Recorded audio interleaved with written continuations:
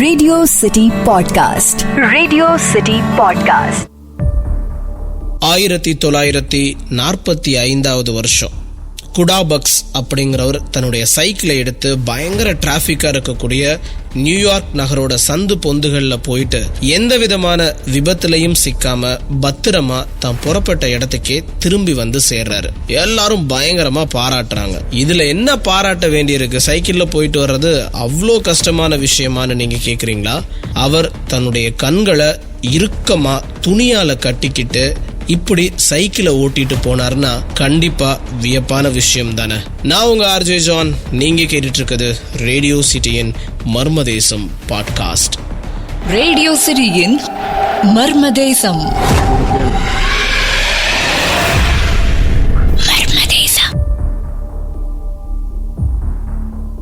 துணியால தன்னுடைய கண்ணை கட்டிட்டு டிராபிக்குள்ள எந்த வாகனத்திலையும் மோதாம வர்றது சாதாரண விஷயமா என்ன? ஆனா இப்படி அவர் கண்ணை கட்டிட்டு சைக்கிள் ஓட்டுனப்ப கூட தான் எங்க போயிட்டு இருக்கேங்கிறது எனக்கு தெரிஞ்சதா பக்ஸ் தெளிவா சொல்றாரு. 1930 இருந்து 40 குடாபக்ஸ் மிகப்பெரிய சாதனையாளரா விளங்கினாரு. பார்வை இல்லாம இப்படிப்பட்ட சாதனைகளை படைச்ச பெருமை குடாபக்ஸுக்கு மட்டும் சொந்தமானது கிடையாது. இந்த வரிசையில நிறைய பேர் இருக்கிறாங்க. 17ஆம் நூற்றாண்டுல ஐரிஷ் அறிவியலாளர் ராபர்ட் பாயில் பார்வையற்ற ஒருத்தர் தொடுதல் மூலமா வர்ணங்களை கண்டறிஞ்சதா சொல்றாரு. 1893 பார்வையற்ற மொல்லி ஃபேன்சர் அந்த அச்சுல பதிப்பிக்கப்பட்ட புத்தகங்களை தெளிவா வாசிக்கக்கூடிய திறன் படைச்சிருந்தாரு. 1800 இத்தாலியில இருக்கக்கூடிய நரம்பியல் நிபுணர் டாக்டர் சீசஸ் லொம்சரோ அப்படிங்கிறவர் 14 வயது நிரம்பின ஒரு பார்வை குறைபாடு இருக்கிற பெண்ணுக்கு சிகிச்சை அளிச்சாரு. அப்பதான் ஆச்சரியமான ஒரு விஷயம் அவருக்கு கிடைச்சது. அந்த பெண் தன்னோட இடது காது மடல் வழியாவும் மூக்கு நுனிய பயன்படுத்தியும் அங்க இருக்க பொருட்களை மிகச்சரியா அடையாளம் கண்டுகிட்டா. நான் என்ன சொல்ல வரேன்னு புரியுதா? கண்கள் மூலமா பார்க்காம காதுகள் மூலமாவும் மூக்கின் மூலமாவும் அவ தன்னுடைய பார்வைய நிரூபிச்சிருக்கா. டாக்டருக்கு ஒரே குழப்பம்.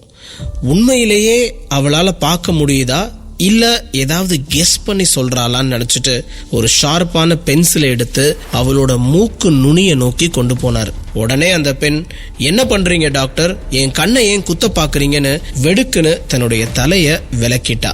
இந்த அதிசயத்தை பார்த்து டாக்டர் உண்மையிலே மிரண்டு போயிட்டார். பார்வை குறைபாடு இருக்கிறவங்களால பிற உறுப்புகளை பயன்படுத்தி பார்க்க முடியுங்கிறத பத்தி பிரெஞ்சு விஞ்ஞானி ஜூல்ஸ் ரெமோயின்ஸ்ங்கிறவர் மிகப்பெரிய சோதனை ஒன்றை மேற்கொண்டார். தன்னுடைய சோதனை மூலமா கண்டறிஞ்ச நிறைய உண்மைகளை 1920 வருஷம் புத்தகமா வெளியே கொண்டு வந்தார். அதுல கண் பார்வை இல்லைனா கூட விரல்கள், கண்ணோ, வயிற்று பகுதி, மூக்கு, காதுன்னு இவைகளை பயன்படுத்தி ஒருத்தவங்களால பார்க்க முடியும்னு ஆதாரங்களோட நிரூபிச்சாரு. ஆனா அறிவியலால இன்னும் நிரூபிக்க முடியல. கண்களால மட்டும்தான் பார்க்க முடியும்னு அறிவியல் வல்லுநர்கள் சொல்றாங்க. இதற்கு பின்னாடி இருக்கக்கூடிய ஒரு சயின்ஸ், கண் பார்வை குறைபாடு உள்ளவங்க தங்களுடைய 6ஆம் அறிவை பயன்படுத்தி பொருட்களை எளிதா பார்க்க முடியும்னு சொல்றாங்க. சில படங்கள்ல நம்ம பார்த்திருப்போம், அந்த சாமியார் கண்ணை மூடிட்டு உட்கார்ந்திருப்பார். ஆனா யார் வந்தாலும் அவங்களுடைய பேரை சொல்லி கூப்பிடுவார். கண்கள் மூடப்பட்டிருந்தாலும் தனக்கு முன்னாடி இருக்கக்கூடிய காட்சிகளை அவரால் கிரகிக்க முடியும். 1963 வருஷம்தான் இந்த மாதிரியான உண்மைகளை பற்றி வெளியே இருக்கக்கூடிய உலகத்துக்கு ஆய்வாளர்கள் அழுத்தமா வெளிப்படுத்தினாங்க. அதுலயும் முதல்ல இதை வெளிப்படுத்தினவங்க ரஷ்ய மருத்துவ ஆராய்ச்சியாளர்கள். குலஷோவா அப்படிங்கிறவரோட கண்களை இறுக்கமா கட்டி தீவிரமான சோதனையில ஈடுபட்டாங்க. அந்த சோதனையோட முடிவுல புத்தகத்தை அவர்கிட்ட கொடுத்து படிக்க சொன்னா கண்கள் மூடப்பட்டிருக்கு.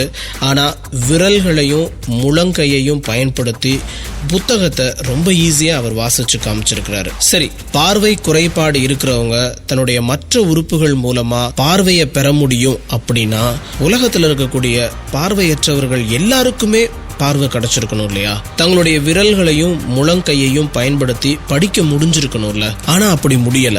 அறிவியல் என்ன சொல்லுது? அறிவியல் கிட்ட இதற்கான பதிலும் இல்ல. ஒரு சில பேருக்கு மட்டும் இப்படி செய்ய முடியுதுன்னா அதுக்கு காரணம் என்ன? இந்த புதிருக்கான விளக்கத்தை எந்த ஒரு அறிஞராலையும் மருத்துவராலையும் இதுவரைக்கும் கொடுக்க முடியல, மர்மமாவே நிக்குது. நான் உங்க ஆர்ஜே ஜான், நீங்க கேட்டுட்டு இருக்குது ரேடியோ சிட்டியின் மர்மதேசம் பாட்காஸ்ட். ரேடியோ சிட்டியின் மர்மதேசம்.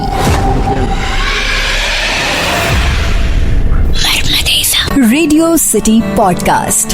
Radio city podcast.